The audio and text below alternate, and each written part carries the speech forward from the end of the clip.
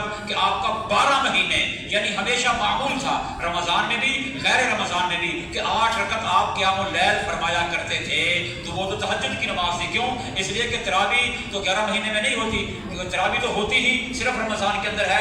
اس کے لیے حضرات محدثین نے الگ الگ عنوان قائم فرمائے ہوئے ہیں، تہجد کے لیے الگ عنوان قائم کیا ہے، تراویح کے لیے الگ عنوان کیا۔ لیکن جہاں پر تراویح کا عنوان قائم کیا ہے وہاں پر 20 رکعتاً یعنی 20 رکعت کے الفاظ ہیں۔ مصنف ابن ابی شیبہ کے اندر، کنز العمال کے اندر، معجم طبرانی کے اندر، مستدرک حاکم صحیحین کے اندر حضرت علی رضی اللہ تعالیٰ کی روایت بھی ہے، حضرت ابو موسیٰ اشعری کی روایت بھی ہے، حضرت عبداللہ بن مسعود کی روایت بھی ہے، حضرت ابو ہریرہ کی روایت بھی ہے۔ وہ والی روایت جو تم نے 8 رکعت والی پیش کی تھی وہ حضرت عائشہ کی روایت ہے، اور حضرت عائشہ تو حضور کی زوجہ ہے، نبی کی گھر والی ہے، رفیقہ حیات ہے، وہ تو گھر والی نماز بیان کریں گی نا۔ اور گھر والی نماز رمضان ہو یا غیر رمضان ہو وہ 8 رکعت آپ کی عموماً ہوا کرتی تھی، وہ تہجد کی نماز ہے۔ تراویح کی نماز کا تعلق مسجد کے ساتھ ہے، مسجد میں پڑھنے والے مرد ہیں اور وہ صحابہ ہیں جن کا میں نے نام لیا ہے، لہذا اس تراویح والی روایت کو صحابہ نقل کرتے ہیں، تہجد والی نماز کو حضرت عائشہ نقل کرتی ہے۔ کیوں؟ اس لیے کہ تہجد والی نماز گھر کی ہے، تراویح والی نماز مسجد کی ہے۔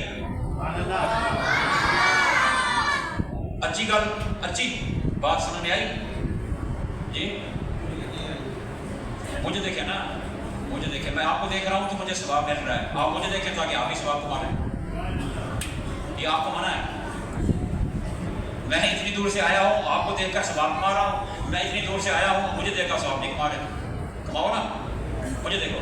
دیکھیں بات واضح ہے اور انشاءاللہ آپ کا دل بھی مانے گا کیا کہ جو تہجد کی نماز ہے وہ قرآن سے ثابت ہے، تراویح کی نماز کا ذکر قرآن میں نہیں ہے، تراویح کی نماز کا ذکر حدیث میں ہے۔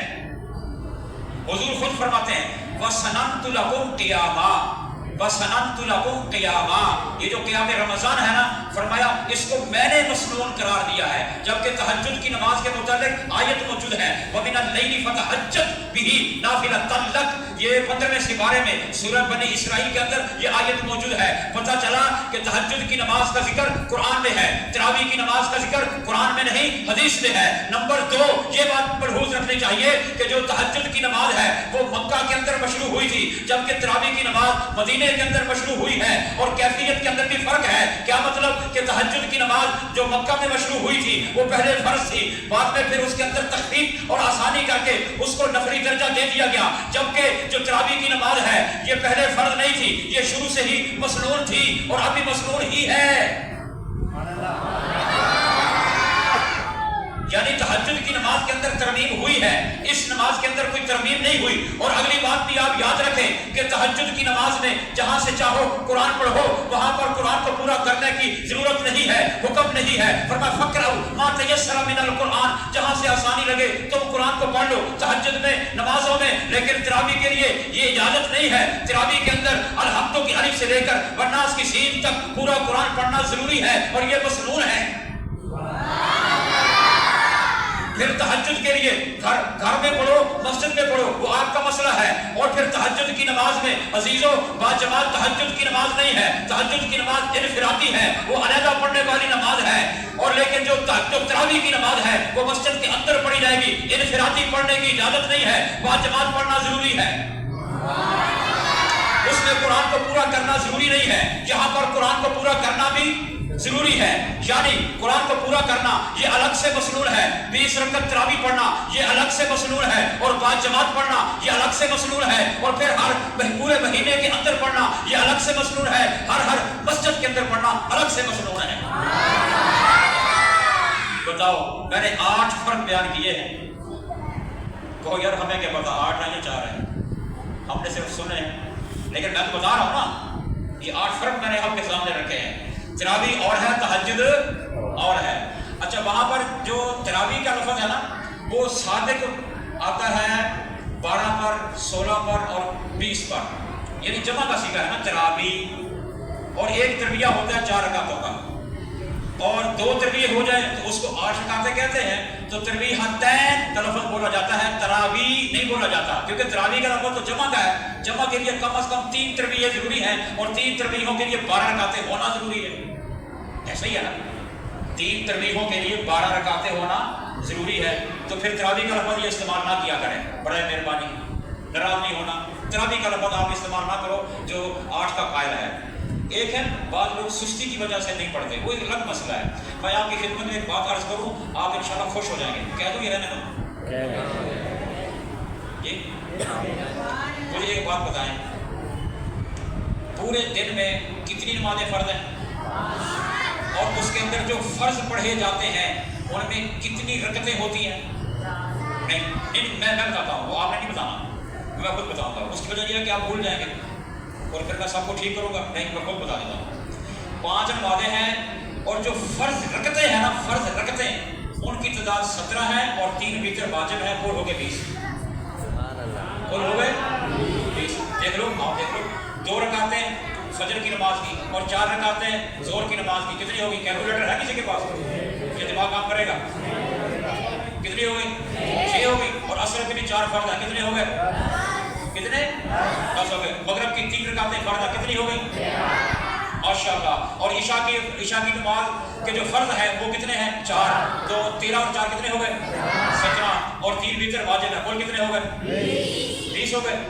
اب آپ کو میری بات پر بھلے یقین نہ آئے، لیکن میرا اور آپ کا یہ ایمان ہے کہ جو بات آمنہ کے لال نے فرمائی ہے، جو بات محبوب رب ذوالجلال نے فرمائی ہے، جو بات محبوب کبریا نے فرمائی ہے، جو بات حبیب کبریا نے فرمائی ہے، جو بات سرتاج المرسلین نے فرمائی ہے، جو بات خاتم النبیین نے فرمائی ہے، جو بات رحمت للعالمین نے فرمائی ہے، جو بات نبی مکرم نے فرمائی ہے، جو بات شفیع اعظم نے فرمائی ہے، میں کہتا ہوں عرش و فرش تو آپس میں ٹکرا سکتے ہیں، شرق و غرب ٹکرا سکتے ہیں، سمندروں میں آگ لگ سکتی ہے، سورج بے نور ہو سکتا ہے، مگر آمنہ کے لال کے ایک لفظ کے اندر بھی فرق نہیں آ سکتا.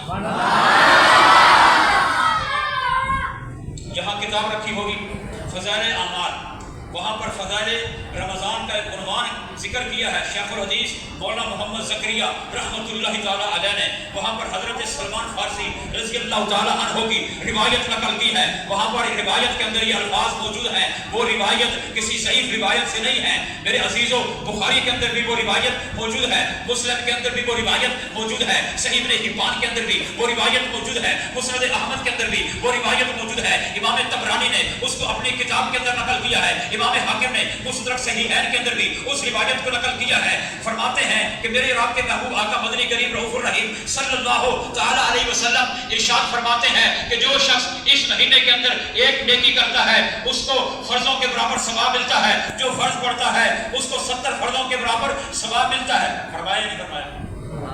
آپ نے یہ پڑھا یا نہیں پڑھا؟ پڑھا ہے نا. اب مجھے ایک بات بتائیں، جب حدیث کے اندر یہ بات موجود ہے، جو شخص فرضوں کے اندر کوتاہی کرتا ہے، نوافل کے اندر کوتاہی کرتا ہے، تراویح کے اندر کوتاہی کرتا ہے، تہجد نہیں پڑھتا، لیکن یہ جو ہم نے تراویح آپ علیہ الصلوۃ والسلام نے اپنی امت کے لیے مسنون فرمائی ہے، اور پھر وہ تراویح کی جو رکعتیں ہیں وہ کتنی ہیں؟ فرض نمازوں کی کل رکعتیں کتنی ہیں جو میں نے گنوائی ہیں؟ فرض نمازوں کی کل رکعتیں کتنی ہیں؟ 20. تراویح کی رکعتیں کتنی ہیں؟ 20.